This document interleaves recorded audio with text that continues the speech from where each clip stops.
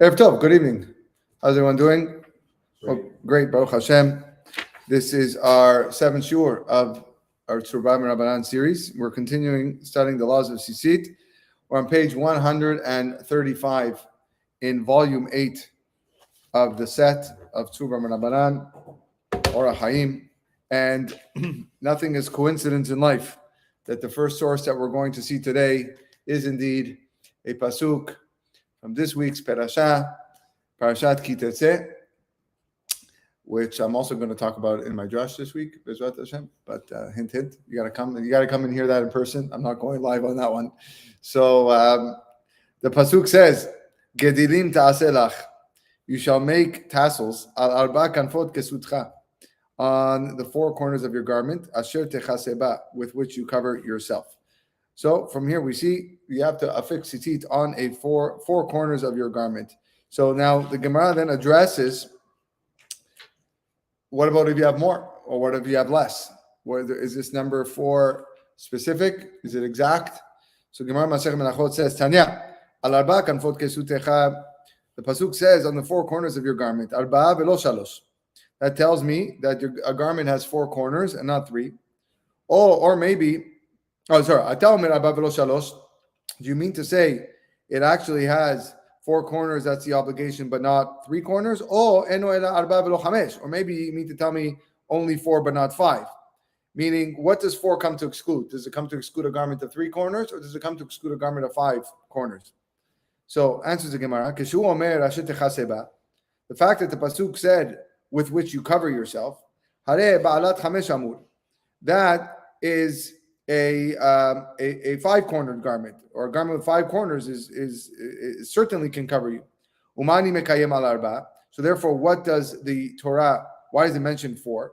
Must be arba velo shalosh. Must be that you're obligated to give 4 and not 3. 3 is patur. The Gemara there asks, why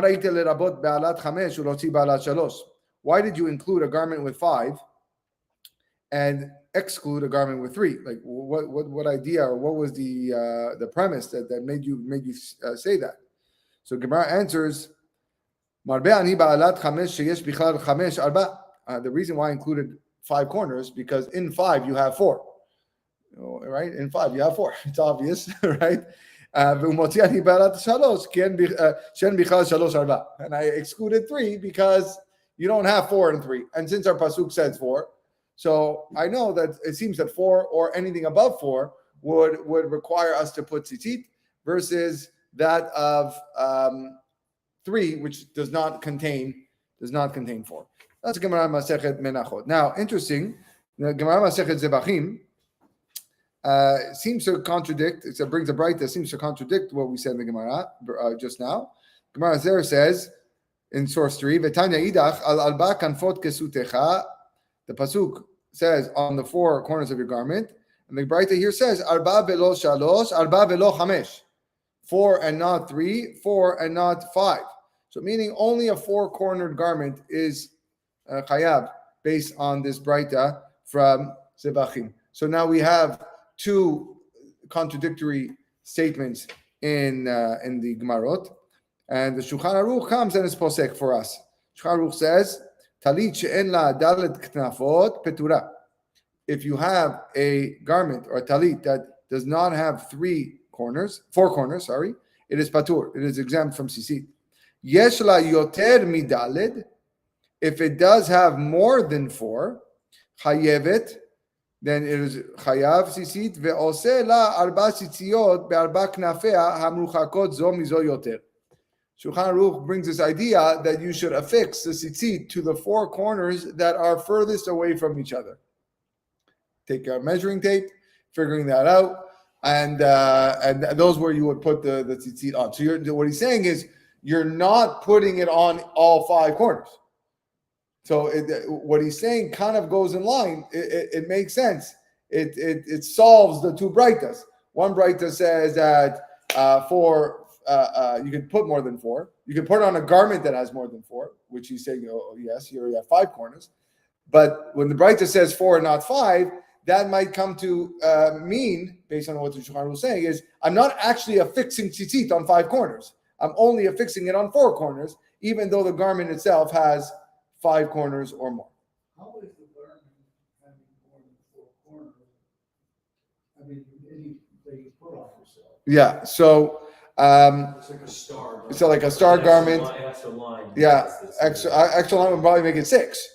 No, so that's that we see an opinion of 6 here. Actually, the Aruch HaShulchan brings, I think, in the next one brings 6. Yes, Aruch HaShulchan brings 6. So Aruch HaShulchan in source 5 says, "Debat shalosh eno yafeh lekisui haguf." Says the reason why a 3-corner garment is not good is because that's not fit for covering your body. The kol meshulash hu mechudad, because if it's a triangle, it's pointed. La'puke kol ma sheyoter me'arba. This is different than whatever is more than 4. Harehu ke'arba, which is like 4. Hare yesh bo dalet knafot v'raui lekisui haguf. Now it is fit for covering the body. V'hu adin lebat vav o yoter. The same is true for one of 6 or more. Notice he doesn't say 5. Aruch HaShulchan says 6 or more. But I don't think you can make, like, making a 5-corner garment is very strange. How to make that? You would have to design it in like in a pentagon. Isn't this almost like a balto suit that you're adding? Even though you're not putting the tzitzit on the 5 or the 6 corner, the pasuk says 4. Right, it's not about Tosif, it's just it's a different limit. It's interpreting it differently. The Baal Tosif become, which we're going to see later on, is adding more strings to your tzitzit. Right. That's the Baal Tosif. 4 on a 5 or 6 corner garment. Yeah, that's what Shulchan Aruch says. So you're still putting 4. He doesn't say to add more. Neither does the Aruch HaShulchan. I agree with you. I think the simple shot is if you have 4, then you're chayav. If you don't, then you're not. But I think this is like a bit of a stretch.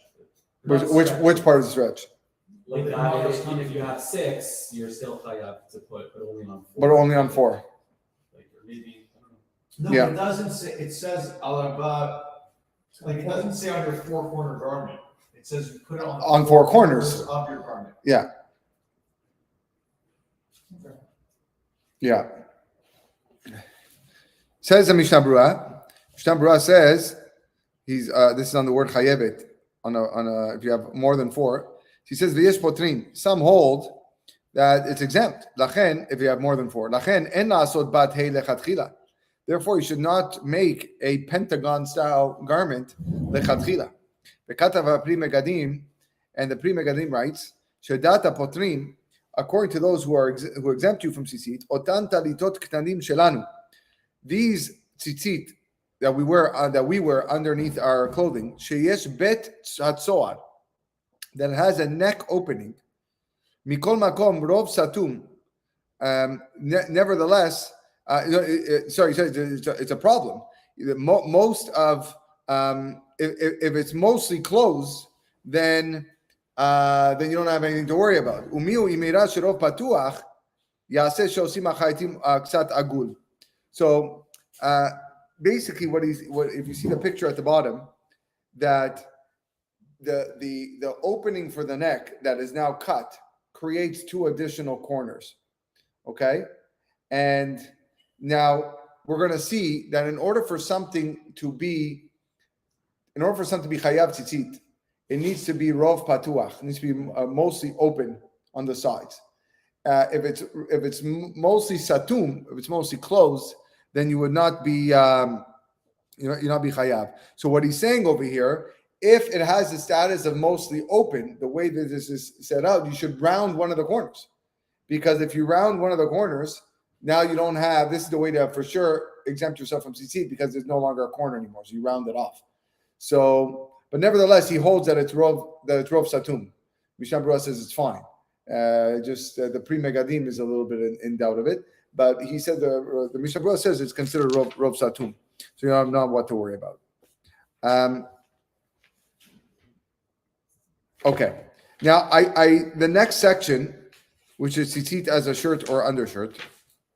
There's a few parts that we're going to skip, not because I don't think it's important. I just I want to get to the next part, but I think it's important to see what the Shulchan Aruch says over here with regards to the shape of the talit katan being open and closed, and versus. Then we'll see a little psak by the Piskei Teshuvot in number 12 and Rabbi Yitzchak Yosef in number 13 about these undershirt tzitzit that have buttons. So basically,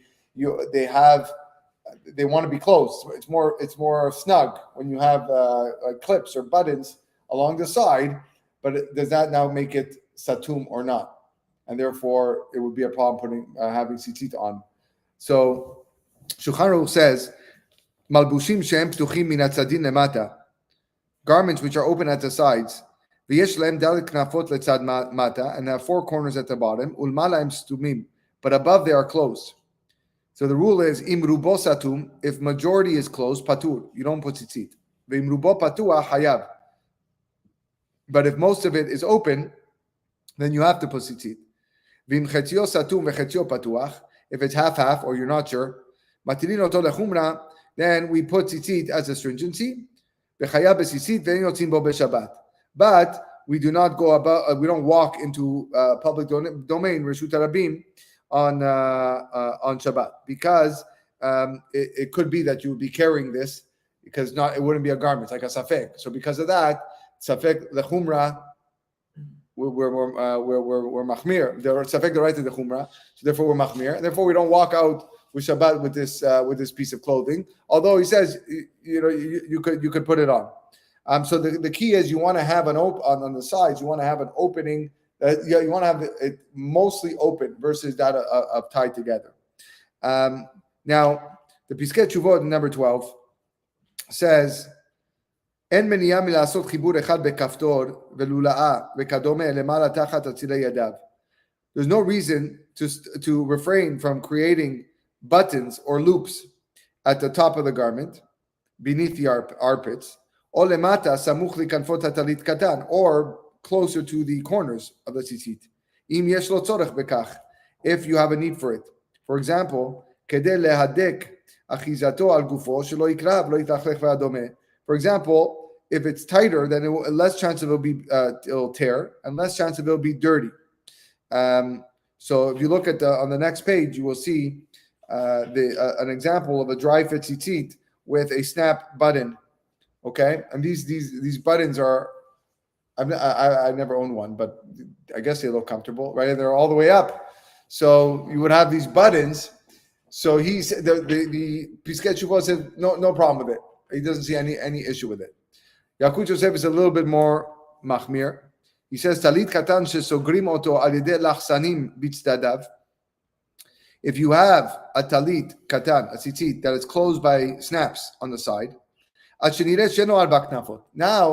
it's closed so much you barely can tell that there's four corners. I'm not sure if someone fulfills a mitzvah tzitzit, because most of the garment is closed on the sides. But if you open the buttons, certainly it is a kosher talit. Okay, so Rabbi Yitzchak Yosef is a little bit in doubt on whether or not the person should wear this, with the snaps closed. The snaps closed. But the tzitzit is not in the corner. I'm sorry? The picture, the tzitzit is not on the corner. You're right. So The tzitzit? No, that's fine. It's just showing you. It's fine. Yeah, we're gonna. It's okay as long as it can easily go like this, and that's all right. It's interesting. Sorry. No, there's not. When you say like stuff that you get right to like with Umrah, like I find it so interesting that if you're not sure whether it needs it or not, you're saying you should be machmir and not put it on. I would also, I think, the opposite. Like I think you should be machmir and you should put it on. Maybe you don't say a bracha. Maybe you don't say bracha. It's almost like it really has to be. You have to know that there's a thing to do it, and if you don't, don't touch it. Don't touch it. It's very special, as opposed to the other way. Yeah, I don't know what the Shulchan Aruch would say over there with regards to. He said the chayav b'tzitzit, which means that you would probably say a bracha, right? He says tzitzit is affixed as a stringency, as a chumrah, but that same chumrah means that, or I guess the doubt. It's. I hear what you're saying. Okay. the main point in the next section, which speaks about certain garments that are totally exempt from tzitzit. We'll just go over it in general. The introduction here says a garment meant as a head covering is patur from tzitzit. A garment that serves neither for warmth nor protecting the body is patur from tzitzit. A garment which is used not for clothing but just placed upon the person is called ha'ala. And a garment whose corners are not evenly distributed with the two in the front and two in the behind, but rather all four on one side also is patur. Okay? So it starts with the midrash on the words asher techaseba, that you cover yourself. Again, this on this week's parasha. Prat lema'aporet shelo techase rosho verubo.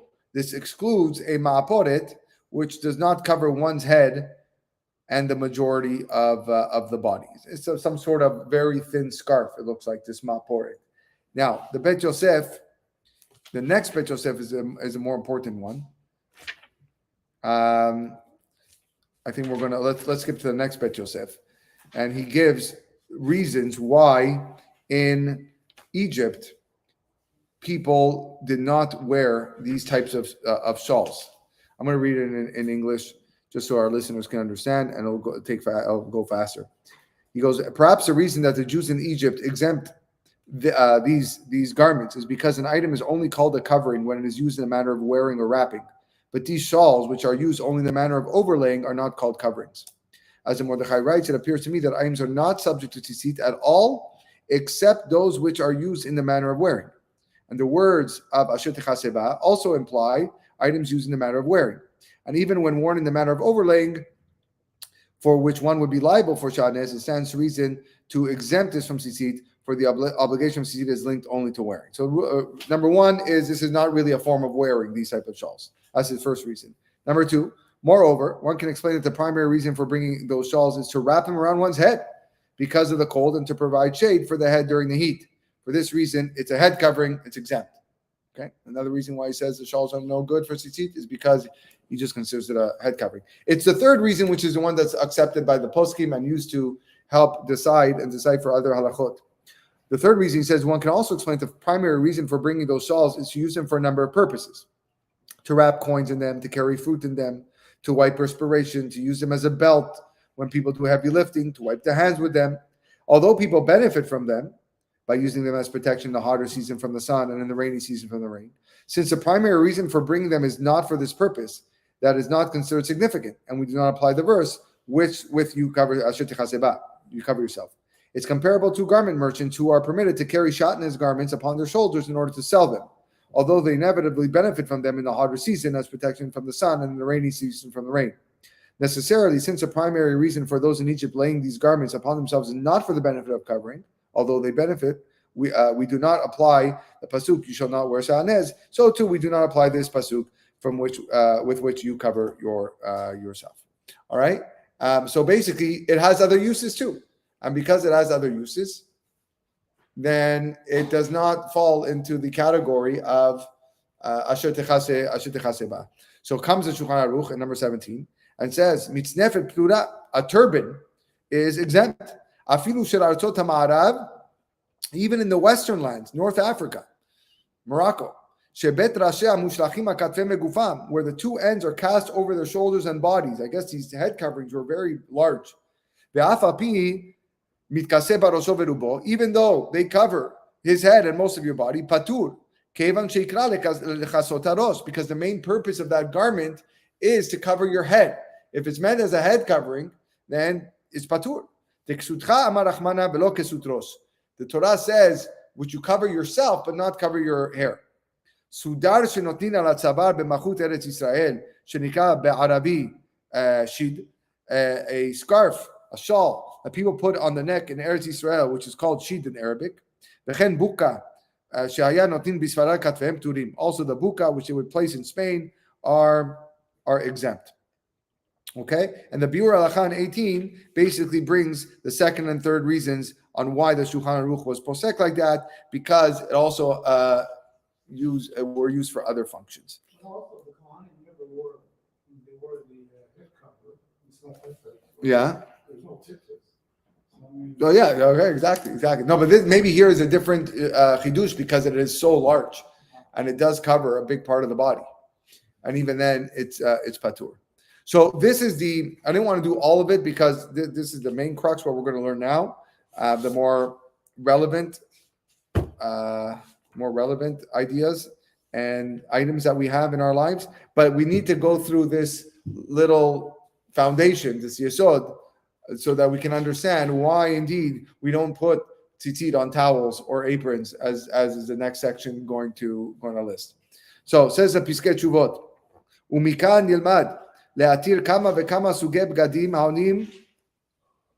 ha'onim lematarot haniskar le'el, and now we can permit a whole bunch of items that fit the criteria which we mentioned before.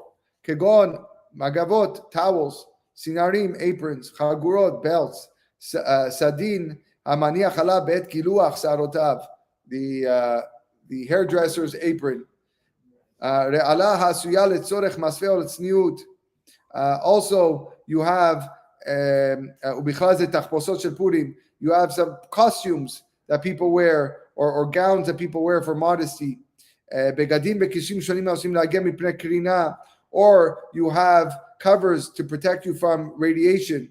Shachpetz v'apudei magen ha'osim la'agem mimakat chelev v'helev v'kadurei ha'oyev, or you have bulletproof vests that protect you from swords or bullets or other fatal blows. All these things got four corners. Yeah, I was just looking up the PFDs. Flotation device, four corners. There's four corners. Yeah. And they're like corners. Yeah.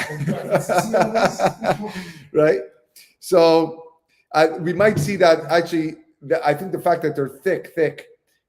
He's going to talk about blankets later. That the duvets are so thick that it gives the impression of like a rounded thing.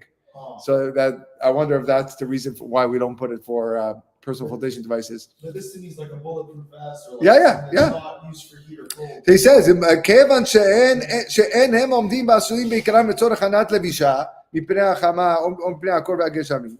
They're not there for the purpose to use as clothing or to protect you from heat, cold, and rain.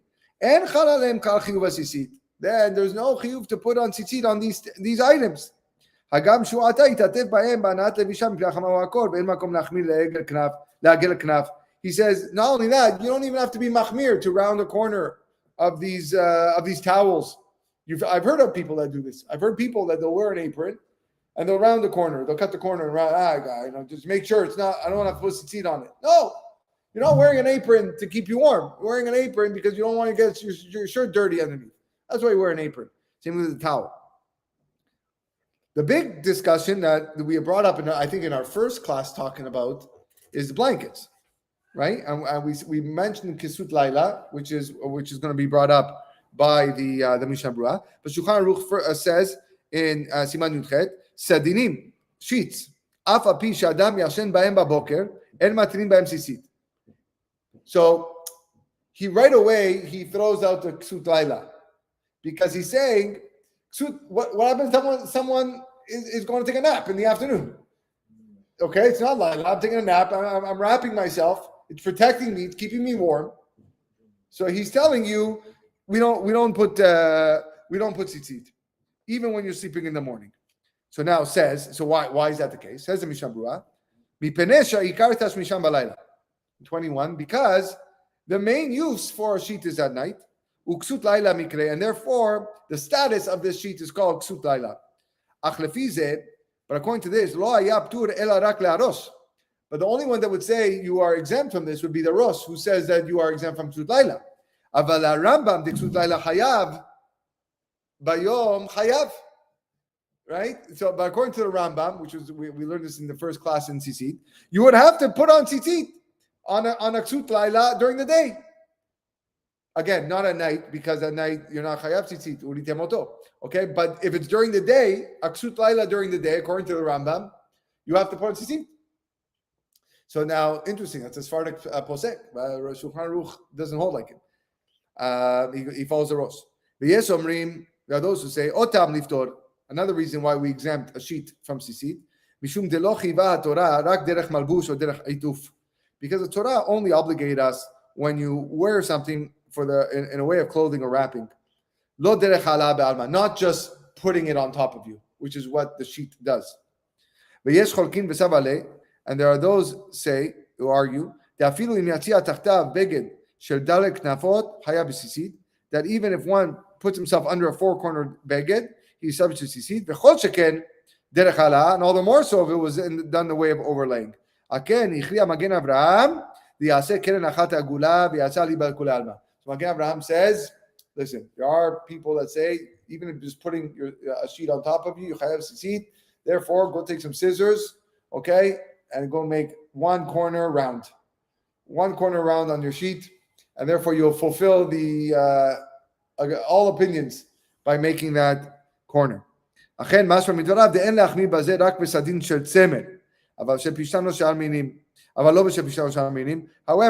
that based on the wording, it would only apply in a wool sheet. I don't know anybody that sleeps under wool sheets. All right, even here in cold Canada, I don't know. I don't even know if it exists. Can you even buy wool sheets? I'm not sure. Can you buy wool sheets? Shaggy wool. Yeah. Cottage sheets. Okay. So says Sheets, the blankets. Says the Piskei Tshuvot, למעשה לא נהוג עלמא לעגל כנף בשמיכה ואף בשמיכות צמר, right? You go, nobody has this custom to round the corner of a blanket, even if it was wool. וכבר כתב חזון איש המקלים יש להם מה לסמוך. The Chazon Ish says those people have what to rely on. Next page, 148. אם כי המדקדמים מקפידים על כך, but people that want to be meticulous, ובפרט אם מתכסים בשמיכה גם ביום, especially if you're gonna, cover yourself during the day, ואף סמיכות משאר מינים ולאו דווקא מצמר. Okay, fine. There are people that do it. אומנם בסדין שמציעים על המיטה, however, in the case of a bed sheet, I think he's talking about the sheet that covers the mattress here. כיוון שאין מתכסים בו, that's the sheet you don't cover yourself with. אף המדקדקים לא הקפידו לעגל כנף אחד. Then even if the strict people don't round off a corner of the bed sheet that covers the mattress, ויש לציין כי טיפות של סמיכות אין עניין להחמיא לעגל כנף שלהם, כיוון שמבטלים מהם לסמיכה שמניסים בהם. That there's no reason to be strict regarding these covers to round the corners because they're insignificant. ואינו בגלל בגד בפני עצמו לחיוב ציצית, because they're not even defined as בגדים. וסמיכות פוך לסוגיהן גם כן אין כלל עניין לעגל הכנף שלהם, and as well, duvets are not called beged, no need to round off corners, כיוון שבלאו הכי עגולים הם עקב עובעים, because due to their thickness they already look rounded. That's what the Piskei Tshuvot says. ובגד שקרנותיו עגולים מרוחב נמי בגלל עיגול הוא הפוטר בציצית, and a beged where the corners that are rounded along with their width are exempt from tzitzit. Okay, so just to recap that with the sheets, the bed sheet that goes on top of the mattress, that's the stretchy elastic one. Oh no, that for sure you can argue that. Okay, let's say even the ones that don't, the one that you sleep on top of, you don't wrap, then for sure you don't have to round corners. The actual blanket that you cover yourself with, only those that are meticulous and machmir round the corners, and that's if probably even if they're just made out of wool, okay, and you do it during the day. But again, most people are not noheg to do this. Okay. Any questions? All right. Let's talk about suits. Says the Rama, Malbushim shel Galilot bnei Ashkenaz uSfarad. The clothing of the people in the regions of Germany and Spain. Ho'il ve'en kanfehem asuyin shiyu shnayim lifnehem u'shnayim la'acharem mechuvanim ze k'neged ze pturim. There's famous law in the Rama.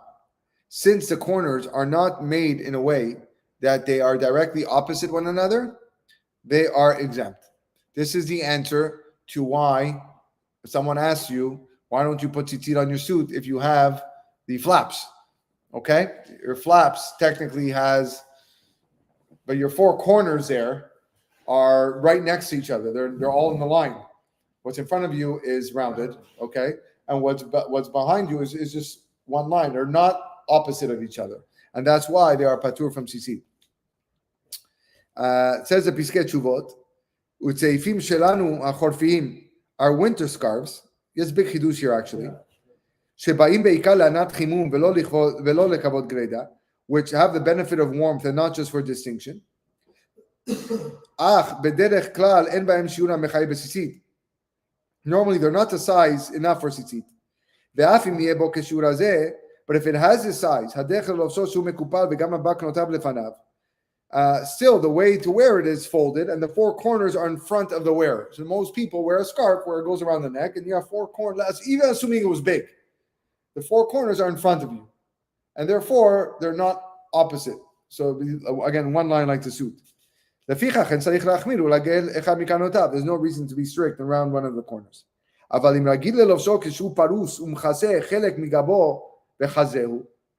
However, if you normally wear this scarf and it's so big that it's spread, it covers part of your back and your chest.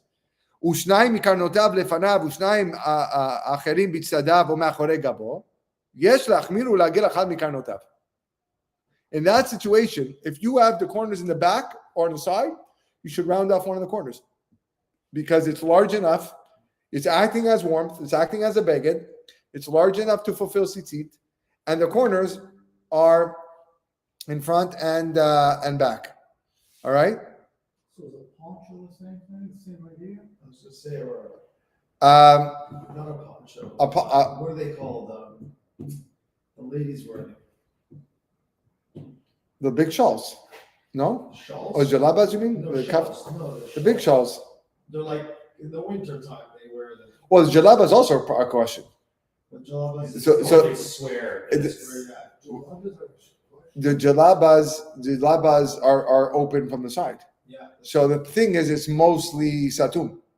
So because it's mostly closed. Yeah, but the tzitzit would be dragging on. Oh yeah, That's another issue. that's another issue. But whether it's chayav tzitzit or not is irrelevant of whether your tzitzit is going to drag on the floor. You're not chayav tzitzit because again it is majority closed. But you're in reference to the shawls that ladies wear, those really, really big ones. Yeah. Yeah. See last week's Shiur where we spoke about women and tzitzit. Right. Yeah, that's What is it? Is it this mitzvah decision as my grandma? well, yeah. But there was opinions that said women can certainly wear. Right? We spoke about that last week, right? Yeah. It's not the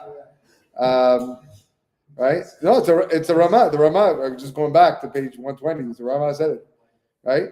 If she wants to do it, she can do it. Okay.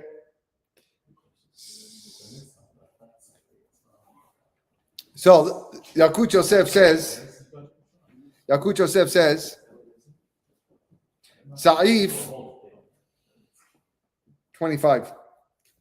Sa'if shenotnim al hatzavar bimot hachoref. A scarf which people wear around the neck during the winter. Af al pi sheyesh lo dalet knafot ve'yesh bo shiur talit. Even though it might have four corners and is large enough to be a talit, patur misitzit, is exempt. V'yereh shamayim yaseh keren achad be'igul. Okay, you want to be God-fearing, just make one corner igul. So we just had a little discussion. Yeah. I may have missed it. Yeah. You just mentioning about the mitzvah being chal on the chefetz as opposed to the gavar. I don't know Okay. if that's the gavar, okay. But if you look at the pasuk, it says Gidilin ta'selach alabakan for kesutecha shetecha seba, which you cover yourself with, right? Yeah. Does that mean if I have a garment that has four corners, but I don't wear it, just the fact that I own the garment, do I have an obligation to put 4 tzitzit on a garment that is potentially, like, meaning even though I'm never going to wear that garment, I don't like the color, So you're saying it is a garment. So that is chayav on tzitzit, but do I have to actually go and put tzitzit on a garment that I own that has 4 corners, or only if I intend to wear it? no, I think it's if you intend to wear it. Right, but I'm just saying, how do we, like we know that, I guess, from halacha, but when we look at it from the pasuk, it seems to Like, like according to the ones who hold, the reason I'm asking this is for the ladies, yeah. right? If mitzvah tzitzit is on a mitzvah that says my garment and women are pturot. So if I have this shawl in my house, Yeah. which is as big as the talit I wear on Shabbat, It's my wife's. Yeah. When I'm there sitting on the couch reading a book and I'm cold, and I grab that shawl and I cover myself, I guess it has a dean of a blanket. Like, I don't know. Like, do I not have to refrain from doing it? Well, if it's meant for during the daytime, yeah, you might have to be me'agel a corner, but it's if you don't want to wear tzitzit, I'm saying. Right. I think it's only if you plan on wearing. If you're not obligated to take everything in your house that has four corners, just affix tzitzit on it, and Sharing clothing with your wife is another. Right, that's what I'm saying. Is this considered, no, because like, do you Yeah, that's right. treat it as a Like, that's- blanket? Do you treat it as a blanket? Is it a piece of clothing? no, I think like for I'm example, using it as a blanket. if you buy a tzitzit, you can buy the tzitzit without the strings. Okay. Right, and you want to do the knots yourself. Now, what does that mean? The moment you bring it to your house, you got to put the knots on because you can't own something that doesn't have tzitzit? No. You can leave it without strings for months until you're ready to wear it. If you're wearing it, you got to make sure you have tzitzit on it. Just the fact that it's in a package and you're not wearing it doesn't require you to put tzitzit on. Right, okay. That's what I'm saying. It's only when it's techaseh ba. That's how I would answer that question. But yeah, I hear. I was thinking, like, is the dean of a shawl or a blanket? Like, is it, like, how do you differentiate? Well, again, it seems that a shawl would be a tzaif, a large scarf. That's how I would classify it. Okay. Well, Vaja says you don't have to put it. However, if you want to be me'agel a corner because you want to avoid all problems, then you can be me'agel a corner. Again, me'agel a corner, for those that are unsure of the terminology, is mean to rounding a corner.